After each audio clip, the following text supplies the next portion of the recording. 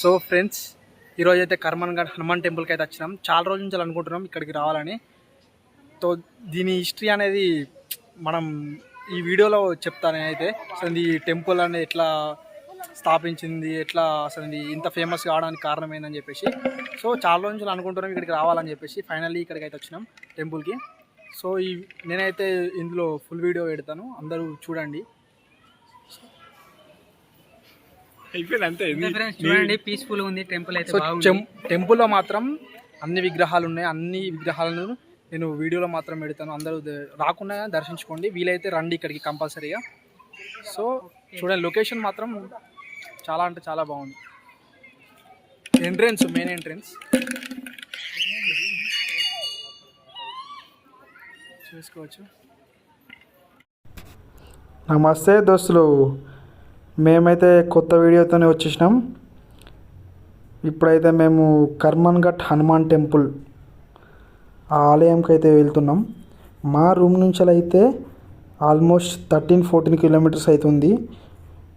LB Nagar దగ్గరలో ఉంది. So మేము ఇప్పుడైతే వెళ్తున్నాం. చూడండి, ఈ టెంపుల్కి అయితే చాలా అంటే చాలా అద్భుతమైన చరిత్ర అయితే ఉంది. ఈ టెంపుల్కి వెళ్దామని చెప్పేసి చాలా రోజుల నుంచి అనుకుంటున్నాం. ప్లస్ మన వ్యూవర్స్ కూడా చూపించాలని చెప్పేసి నేనైతే టైం తీసుకొని మరి ఈ టెంపుల్కి వెళ్ళడం జరిగింది. సో సిగ్నల్ పడ్డదని చెప్పేసి ఆగినాం. చలో ఇప్పుడైతే పోతున్నాం మరి. సో టెంపుల్ దగ్గర అయితే వచ్చినాం మేమైతే. ఇదైతే కర్మన్ఘట్ హనుమాన్ దేవస్థానము. సో మేమైతే ఇక్కడ కాళ్ళు అయితే కడుక్కుంటున్నాం.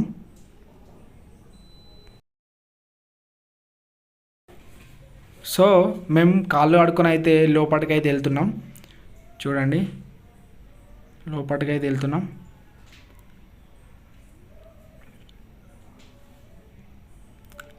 సో ఈ టెంపుల్కి అయితే కర్మన్ఘట్ అనే పేరు ఎలా వచ్చిందనేది నేను క్లియర్గా చెప్తాను మీకు. అసలు ఈ టెంపుల్ ఇంత ఫేమస్ కావడానికి కారణం ఏంటి, అసలు ఈ వీడియో మాత్రం ఫుల్గా చూడండి. ఇదైతే బావి, ఇందులో ఫుల్ మంది కాయిన్స్ కూడా వేసారు. కాయిన్స్ వేసి మొక్కుకుంటే వాళ్ళ కోరికలు తీరుతాయి అని చెప్పేసి అంటారు ఇక్కడ వాళ్ళు. సో లోపలికి అయితే వెళ్తున్నాం. చూడండి, లోపలికి వెళ్ళడంతోనే ఫస్ట్ ఇక్కడ వినాయక స్వామి దర్శనం అయితే ఇస్తారు. ఇక్కడైతే హనుమాన్ దేవుడు కూడా ఇక్కడ కూడా ఉండడం జరిగింది. సో ఇప్పుడైతే మెయిన్ ఆంజనేయ స్వామి, కర్మన్ఘట్ ఆంజనేయ స్వామి చూడొచ్చు మీరు, ఇదే. సో మేమైతే బొట్టు అయితే పెట్టుకున్నాం, హారతి కూడా తీసుకున్నాం. ఈ ఆలయానికి కర్మన్ఘట్ అనే పేరు ఎలా వచ్చిందని మీకు క్లియర్గా చెప్తాను. మీరు వీడియో మాత్రం స్కిప్ అయితే చేయొద్దు. 11వ శతాబ్దంలో కాకతీయ రాజు అయినటువంటి ప్రతాపరుద్రుడు ఒకరోజు వేటకి వెళ్తాడు. అప్పుడు చెట్టు కింద విశ్రాంతి తీసుకుంటాడు. ఒక పులి అరుపు వినిపించి దాన్ని వేటాడాలని దాన్ని వెంబడించుతాడు. కొంచెం ముందుకు వెళ్ళేసరికి ఏమవుతుందంటే పులి కనిపించదు, కానీ అరుపు మాత్రం వినిపిస్తుంది. అప్పుడే ఒక చెట్టు దగ్గర, ఒక గుబురు చెట్టు లాంటిది, దాని దగ్గర నుంచే శ్రీరామ్ శ్రీరామ్ అనే ఒక శబ్దం అయితే వినిపిస్తుంది. దగ్గరికి వెళ్ళి చూసేసరికి ప్రతాపరుద్రుడు అక్కడ ధ్యానంలో ఉన్నటువంటి హనుమాన్ ఆంజనేయ స్వామి విగ్రహం అయితే కనిపిస్తుంది. ఆ సంఘటన జరిగినాక ఆ రోజు రాత్రి ప్రతాపరుద్రుడు నిద్రపోతే కలలో ధ్యానంలో ఉన్నటువంటి ఆంజనేయ స్వామి వచ్చి నాకు ఇక్కడ ఆలయాన్ని నిర్మించాలి అని కోరుతాడన్నట్టు. ఆ కోరిక మేరకు ఆలయాన్ని నిర్మించుతాడు. 17వ శతాబ్దంలో ఔరంగజేబు అన్ని హిందూ మతాల ఆలయాలను కూల్చుకుంటూ ఈ టెంపుల్కి కూడా కూల్చడానికి ఇక్కడ కూడా వస్తారు అన్నట్టు.